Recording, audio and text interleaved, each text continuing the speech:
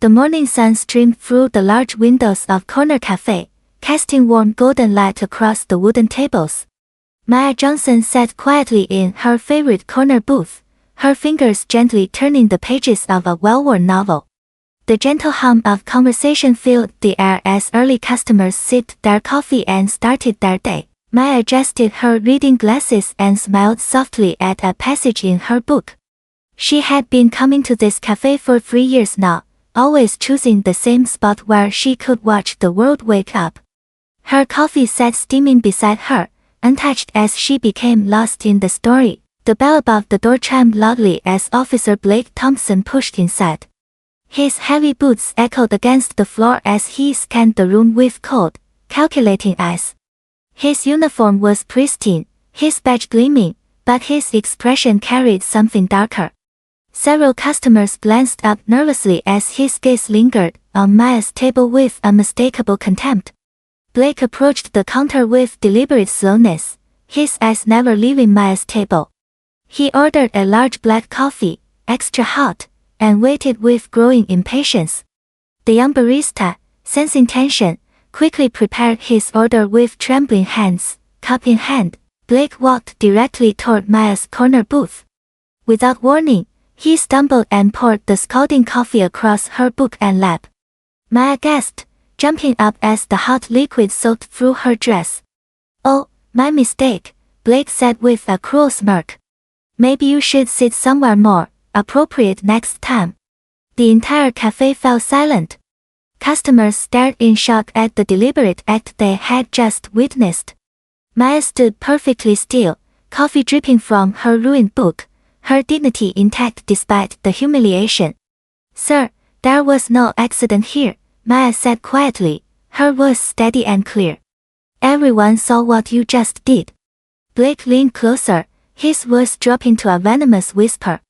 "People like you need to learn your place. This is a respectable establishment." Maya simply nodded, pulling out her phone with calm precision.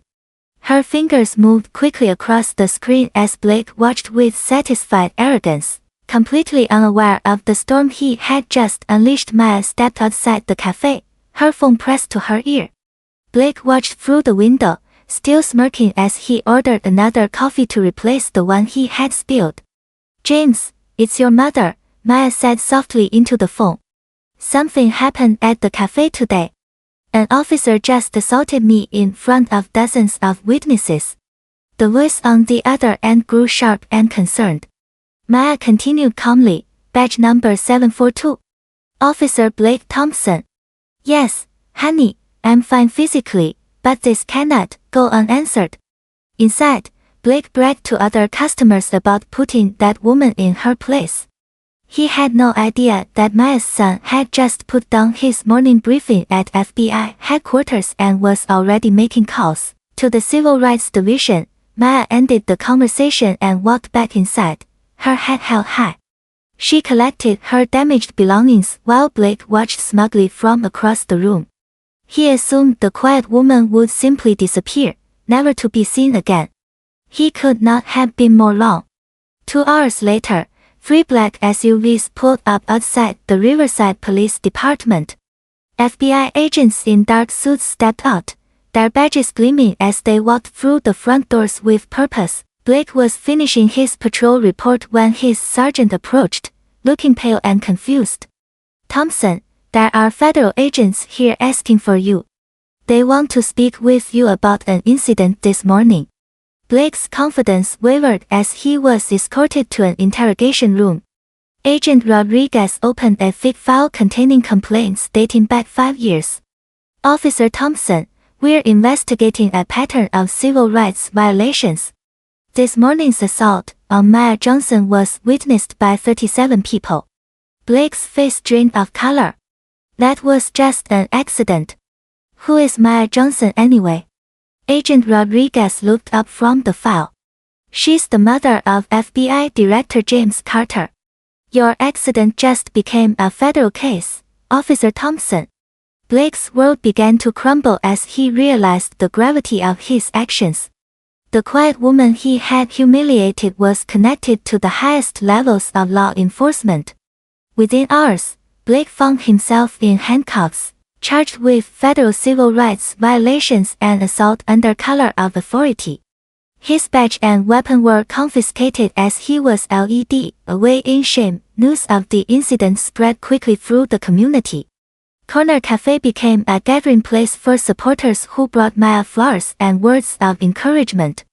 Local leaders organized peaceful demonstrations calling for police accountability. Blake sat in his cell, finally understanding the magnitude of his actions. The quiet dignity of the woman he had attacked haunted him.